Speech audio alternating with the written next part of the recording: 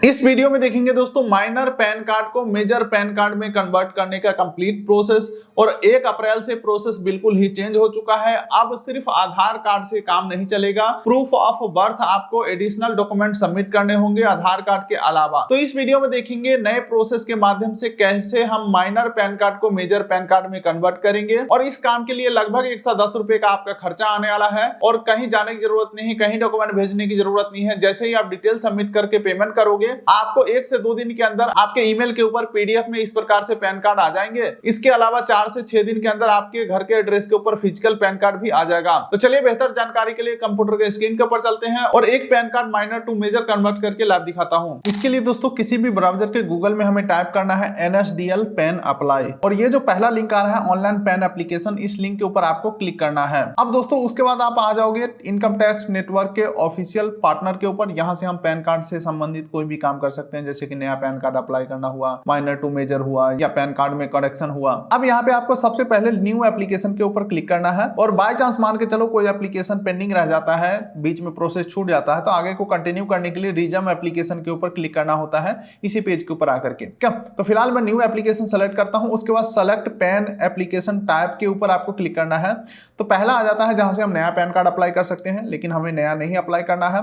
दूसरा ऑप्शन आ जाता है जहां पे फॉरेनर अप्लाई कर सकते हैं इंडियन पैन को, जो कि मुझे ये भी नहीं करना है, मुझे करना है माइनर टू मेजर कन्वर्ट। उसके लिए तीसरा ऑप्शन यानी कि पैन करेक्शन वाले ऑप्शन के ऊपर आपको क्लिक करना है, यानी कि चेंजेस और correction in existing pan data, इसके ऊपर आपको क्लिक करना है। सेलेक्ट एप्लीकेंट कैटेगरी के अंदर आपको यहाँ पे इंडिविजुअल सेलेक्ट करना है। अब आ जाते हैं नीचे, हमें अपना कुछ बेसिक डिटेल फिल करना है जो कि पहले से काफी चेंज हो चुका है। यहाँ पे आपको अपना पैन कार्ड के अकॉर्डिंग फर्स्ट नेम डाल देना है, मिडिल नेम डाल देना है और लास्ट नेम डाल देना है। पहले ये सिस्टम बिल्कुल ही अलग था, सरनेम का ऑप्शन यहाँ पे था, फिर यहाँ पे फर्स्ट नेम, मिडिल नेम। पहले बहुत ही कंफ्यूजिंग था, लेकिन 1 अप्रैल के बाद बहुत चीजें चेंज हो चुके हैं, बहुत चीजें अच्छे हो चुके हैं। फर्स्ट नेम डालेंगे, मिडिल नेम डालेंगे, लास्ट नेम डालेंगे। उसके बाद आपको अपना डेट ऑफ बर्थ डालना है, ईमेल आईडी एक डाल देना है, एक मोबाइल नंबर डाल देना है, और इंडियन सिटीजन है तो यहाँ पे हम यस करेंगे। और आपका जो माइनर वाला पैन नंबर है वो पैन नंबर यहाँ पे एंटर करेंगे।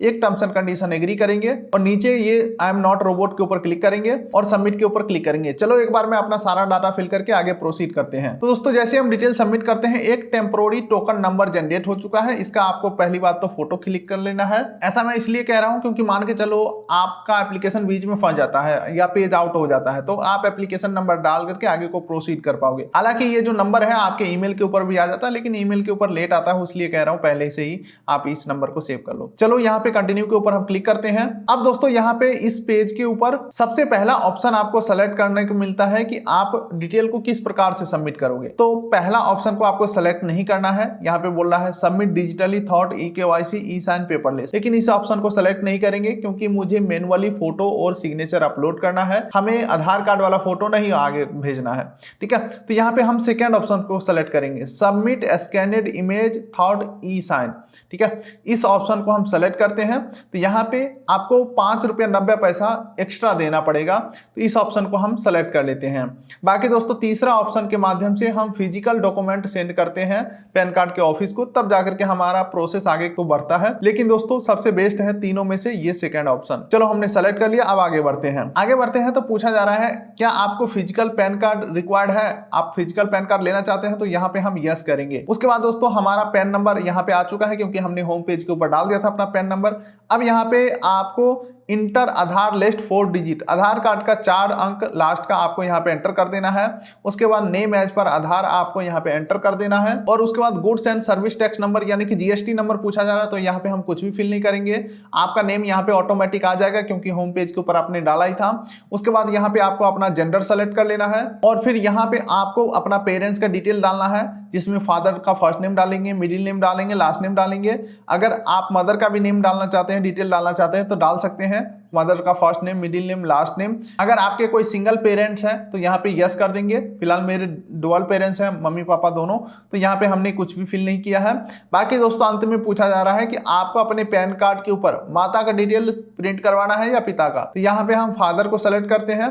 तो चलो एक बार मैं सारा डिटेल फिल करके नेक्स्ट करता हूँ। चलिए दोस्तों अब हम अगले पेज के ऊपर आ चुके हैं। यहाँ पे कॉन्टैक्ट एंड अदर डिटेल हमें कंफर्म करना है, ये आप देख सकते हैं। तो यहाँ पे सबसे पहले हम रेसिडेंट सेलेक्ट करेंगे। उसके बाद हमें अपना घर का पूरा एड्रेस फिल करना है, flat, building, road, street number, locality, city, district, state, pin code, zip code में कुछ भी नहीं डालेंगे। ठीक है, कुल मिलाकर के हमें अपना आधार कार्ड वाला यहाँ पे एड्रेस फिल कर देना है। कॉन्टैक्ट डिटेल के अंदर कंट्री कोड इंडिया सेलेक्ट करेंगे, अपना मोबाइल नंबर जो आपने डाला था अभी अप्लाई करते समय वो ऑटोमेटिक आ ही जाएगा। ठीक है, अंत में आपको अपना एक ईमेल आईडी डाल देना है। उसके बाद अंतिम में पासपोर्ट नंबर और tax payer identification number, tin number वगैरह पूछा जा रहा है, तो ये सब हमारे पास नहीं है, तो ये सब हम कुछ भी नहीं फिल करेंगे। बाकी दोस्तों डिटेल्स को आपको सेव करते रहना है ताकि आपका डाटा लॉस्ट ना हो। चलिए दोस्तों, डिटेल फिल करके जैसे ही हम आगे बढ़ते हैं तो यहाँ पे आ जाता है डॉक्यूमेंट अटैच करने का ऑप्शन, जहाँ पे प्रूफ ऑफ आइडेंटिटी में आप आधार डिटेल दे सकते हो, प्रूफ ऑफ एड्रेस में आधार डिटेल आप दे सकते हो, proof of date of birth में आप आधार डिटेल नहीं दे सकते हो। दोस्तों यही तो नया अपडेट है। जी हाँ दोस्तों, पहले सिर्फ आधार कार्ड से सारा काम हो जाता था पैन कार्ड से संबंधित,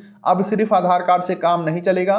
proof of date of birth आपको अलग से देने होंगे, जिसमें क्या क्या आप दे सकते हो, ड्राइविंग लाइसेंस दे सकते हो, 10वीं का सर्टिफिकेट दे सकते हो, पासपोर्ट दे सकते हो, बर्थ सर्टिफिकेट दे सकते हो, पेंशन पेमेंट ऑर्डर दे सकते हो, मैरिज सर्टिफिकेट दे सकते हो, एफिडेविट करवा करके दे सकते हो मजिस्ट्रेट से, या अपना निवास प्रमाण पत्र दे सकते हो। इसके अलावा 10वीं का मार्कशीट भी दे सकते हो, यानी कि 10वीं का मार्कशीट और 10वीं का सर्टिफिकेट दोनों में से कोई भी दे सकते हो। बस कंडीशन ये है कि उस डॉक्यूमेंट के ऊपर आपका डेट ऑफ बर्थ मेंशन होना चाहिए। इसके अलावा आप अपना वोटर आईडी कार्ड दे सकते हो, इलेक्टोरल फोटो आइडेंटिटी कार्ड। इसके अलावा कोई सेंट्रल गवर्नमेंट से आपको अगर कोई आई कार्ड वगैरह मिला है वो भी दे सकते हो। इसके अलावा सेंट्रल गवर्नमेंट का अगर हेल्थ स्कीम का कोई कार्ड है वो दे सकते हो, एक्स सर्विसमैन से संबंधित कोई आईडी कार्ड है वो दे सकते हो। तो चलो मैं यहाँ पे सबसे कॉमन डॉक्यूमेंट हमें लग रहा है 10वीं का मार्कशीट, तो इसे मैं सेलेक्ट कर लेता हूँ। उसके बाद प्रूफ ऑफ पैन के अंदर आपके पास माइनर वाला पैन कार्ड है ही है, तो कॉपी ऑफ पैन कार्ड को सेलेक्ट कर लेंगे, या अगर नो डॉक्यूमेंट भी करोगे तो भी कोई दिक्कत वाली बात नहीं है। चलो copy of pan card select कर लिया हमने। अब दोस्तों नीचे स्क्रॉल करते हैं तो डिक्लेरेशन के अंदर आपको अपना यहाँ पे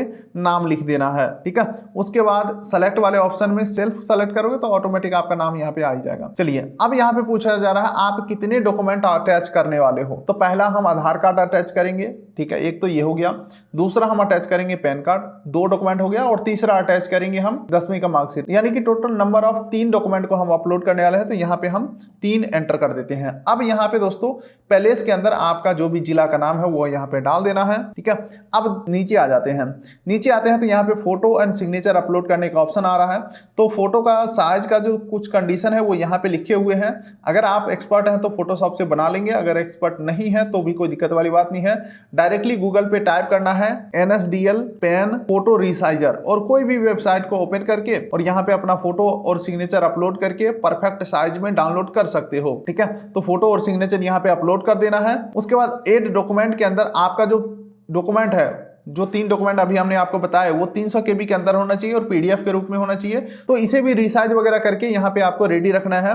और तब तक अगर पेज आउट हो जाता है तो यहाँ पे आपको सेव ड्राफ्ट के ऊपर क्लिक कर देना है, ताकि इस पेज तक का जो डाटा है आपका सेव हो जाए। दोबारा से आप आओ तो इस पेज के ऊपर ही आप मिलोगे।